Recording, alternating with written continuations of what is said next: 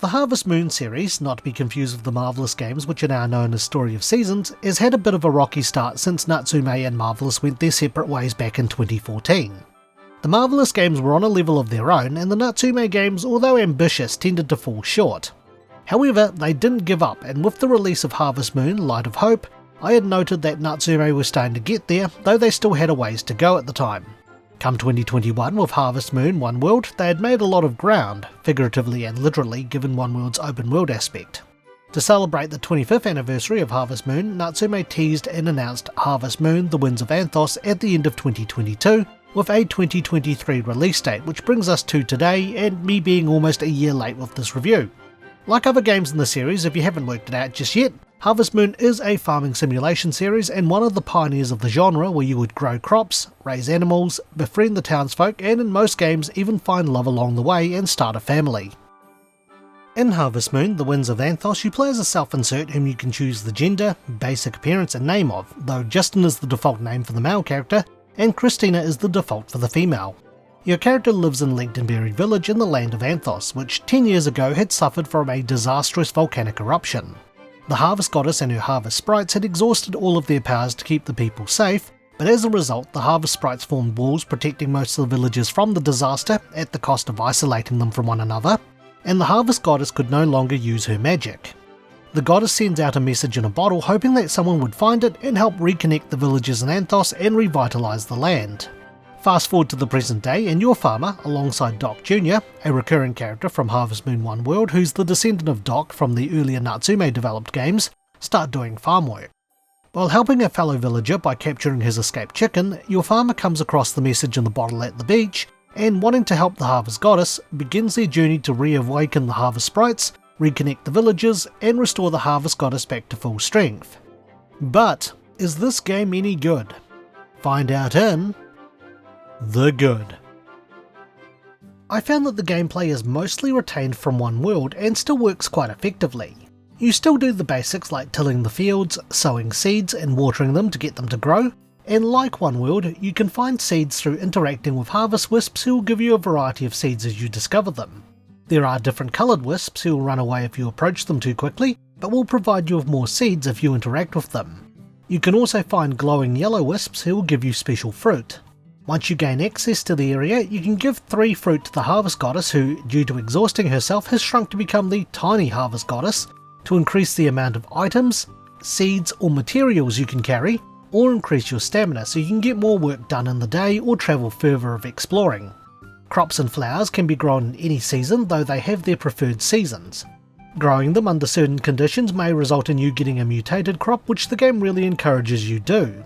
Like One World, you can also befriend animals, with smaller animals being kept in your house and larger ones in your barn. You befriend the animals by sneaking up to them and petting them. You can also give the animals food to make them like you more, and some animals have special skills or effects which may trigger if you pet them or keep them happy. Some will even give you random crops, flowers or mushrooms, which addressed an issue I had with One World. Later on in the game, you can upgrade your house and barn to keep more pets and animals, and the house is pretty much essential if you intend to get married and start a family. You can get married to any of the 5 bachelors or bachelorettes, 6 if you include the DLC which adds a bachelor and bachelorette for a total of 12 options, with same-sex marriage possible. The game has addressed another issue I had with One World with how quickly time passes, with you now getting an option to play the game at a more relaxed pace, where time runs slower, and even reduce the amount of stamina you use up while exploring at no penalty so the game can be more accessible. The core gameplay mechanics are a nice improvement over One World's. The game will heavily encourage you to explore the land, and Anthos is a really big place to check out. Again, taking on board with what was introduced in One World and enhancing it, the game will have you travel through Anthos to free the other villages. 4 of the villages are themed after a season, and the region that they're in also reflects this. The weather isn't consistent throughout the land, so some areas may be clear, others might be raining or stormy, and in the case of a storm, you can protect your crops from it by building a fence around them. Hot and cold conditions return, with stamina draining much faster if you're feeling too hot or cold.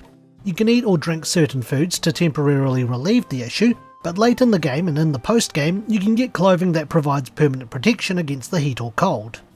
Mines return, and there are 6 to visit where you can mine ore, get it refined, and sell for money. Each village has its own problems to deal with as you progress through the story, and by solving these problems and various requests from the villagers, you can increase the village's cultural level. This will allow you to have access to more seeds you can buy, tools you can upgrade, and the variety of ores available for the crafters to refine. You can also unlock festivals and contests in the villages, and it's even part of the requirements to unlock the other 2 cultural levels in the respective village. Festivals are held during the village's respective season, but contests will always happen each season, and I found them pretty fun to get involved with, so Natsume's done a pretty good job there.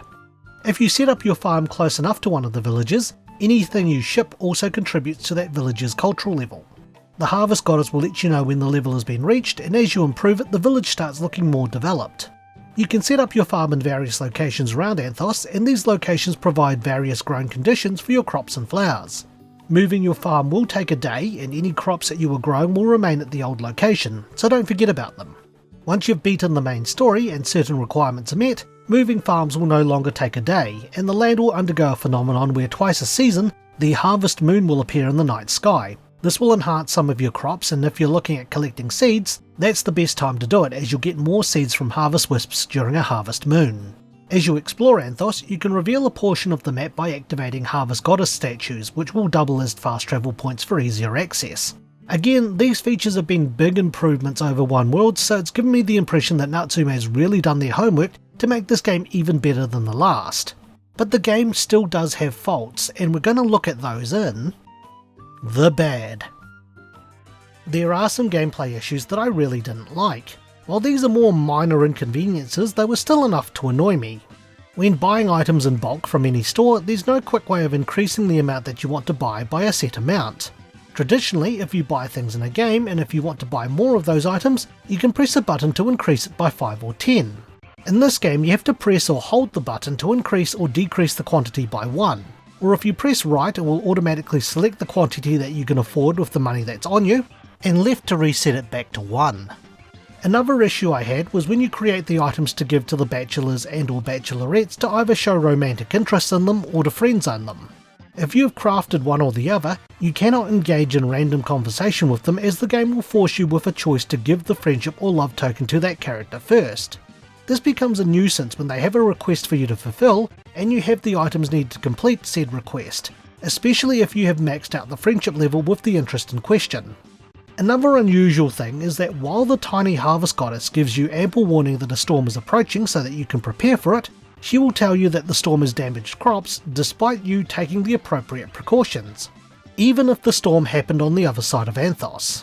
The tiny Harvest Goddess will reward you if you do successfully protect the fields, but it needs to be all of the fields the storm is affecting that day, regardless of whether you have crops growing in them or not. Once again, the final upgrades for the tools are locked behind DLC. While these will make some of the contests much easier, as well as mine navigation and material collecting, I'm not a fan of the practice, despite ironically buying the Season Pass, which included the upgrades and the other DLC, so I'm not really helping here. The final upgrades for the tools do provide some really good benefits, such as the hammer breaking rocks in one hit, and the axe felling trees and breaking stumps for lumber in one hit, with both tools also giving you more materials. I just wish that they would stop doing this. The extra animals, fishes and recipes were a bit of a stretch, as I'm a bit mixed on having them as DLC.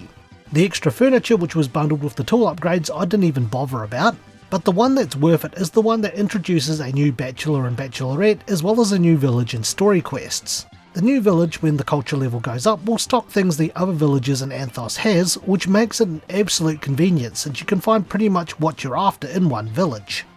Other than that, I've complained enough, so let's wrap things up with the opinion.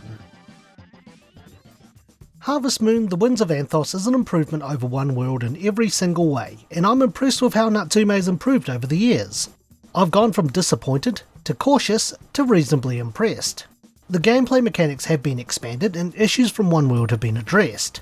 The bigger world made exploring it exciting and fresh, and I did like the contests and festivals. There's a lot to see and do, and it wasn't unusual for each in-game day to consistently take me anywhere from 25 minutes to an hour to go through. There were some gameplay issues which ranged from minor nuisances to constant reminding, and locking the final upgrades behind DLC again, but generally the good outweighs the bad. I didn't really come across any bugs or issues outside of one where I accidentally mined behind a wall and got stuck, which forced me to reload my save and start from that day's morning again, but that was just a one-off and I wasn't able to replicate it again. I can now say that the Winds of Anthos and One World have really made the Natsume Harvest Moon games step outside the shadow of the Story of Seasons games, and I'm now more excited to see what's next. If you're a fan of farming sims, then this game is worth a try, as I consider it the best in the Natsume developed series to date. So with that, it's time for my rating. I would give Harvest Moon, The Winds of Anthos, The Heart of the Earth out of 10. Thanks for watching and stay tuned for the next Infinite Backlog review. If you enjoyed today's review, feel free to check out some of our other videos and subscribe for more. You can also follow us on Twitter, Instagram and our Facebook page. Once again, thank you for watching.